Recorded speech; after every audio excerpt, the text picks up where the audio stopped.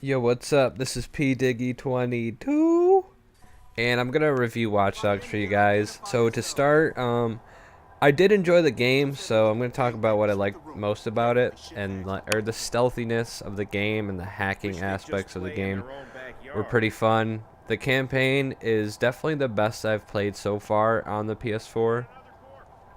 There hasn't been a lot to choose from, but so far this is the best.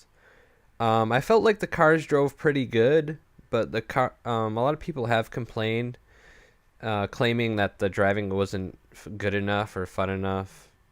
I thought it was pretty solid, but you could definitely tell it's very car dependent. The cars definitely varied in control.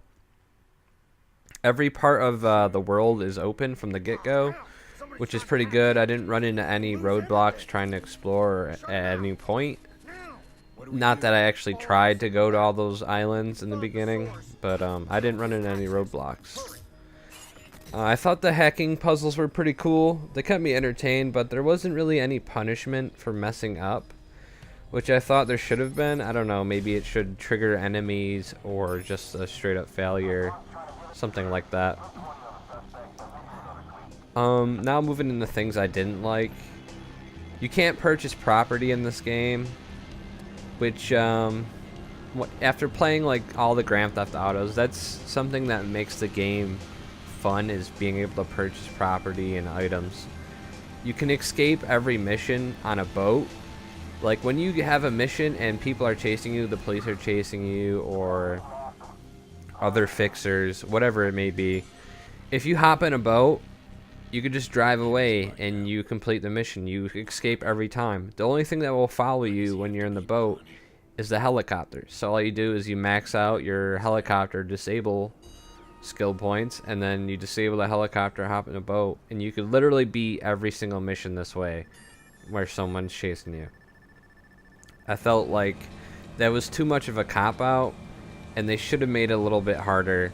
Maybe they come on boats. Maybe you have to hack the helicopter and send I don't know, a police signal to another part of the city to escape. I don't know, something like that would have been cool, instead of just having a repetitive exit to beat a mission.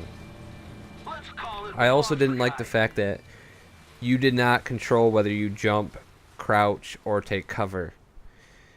It's all done by button prompts, so you have to look to an area, the button prompt has to come up, and then you have to hit the button.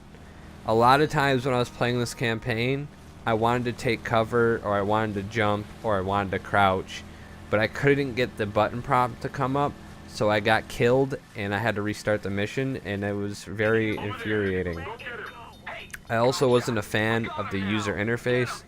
It's very hard. I could not figure out on my own how to get into multiplayer PvP, the actual where you shoot people portion, until someone pointed it out in a stream. So they could have made it a little bit easier. Don't use any fancy titles, just put fucking multiplayer. That's all you need to say, multiplayer.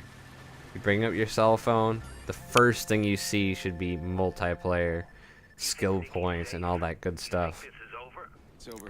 Also, one thing that really bothered me, and the main reason I decided not to keep the game, was the multiplayer was so tacked on. There's only one competitive game mode, and that's decryption. And that's 4v4, not to mention. This is a next-gen console. I don't want to be playing 4v4. Not to mention the maps are gigantic. It's like playing 4v4 on a Battlefield Conquest map in a city with fucking a million pedestrians and a million cars running 24/7. It's really, it takes away from the PvP aspect that people would be looking for in that kind of game environment.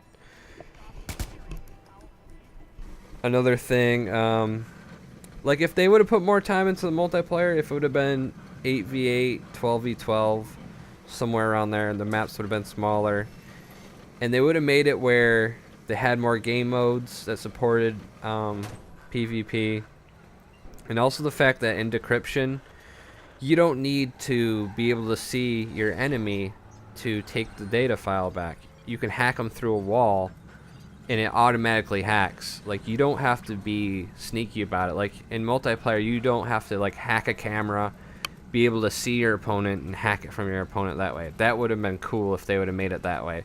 But they made it where it was cheesy, where you could, like, there was one instance where I was on top of a parking garage, and the guy who had stolen the file from me was at the bottom of the parking garage. So it went through all these floors. He hacked me, well, automatically hacked me, just because he was in my proximity. That doesn't make sense to me. I did really enjoy the gunplay, though. The weapons felt good. They felt better to me than Max Payne or Uncharted or Grand Theft Auto. I felt the gunplay was really good. Not having customizable controls. I really don't like using L2 and R2 for aim and shoot. I like using L1 and R1. And this game did not allow me to use that. Also, they put shoot on the run button. R2 is shoot and R2 is run.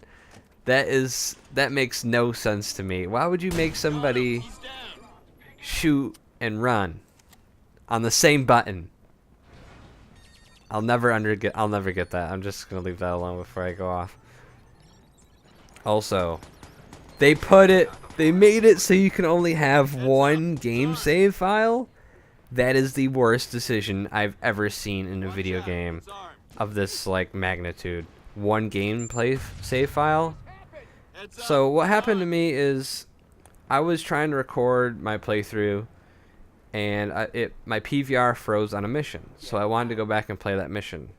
Come to find out, you can't replay missions.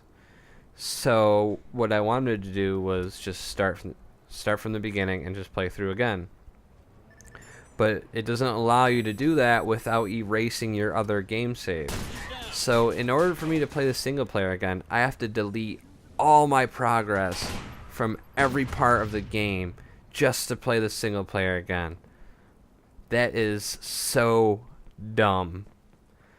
So yeah, that about covers it.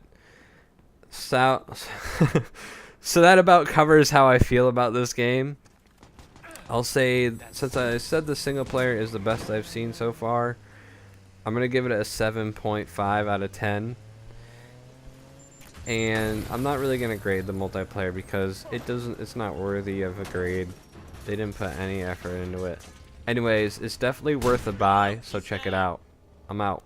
Peace.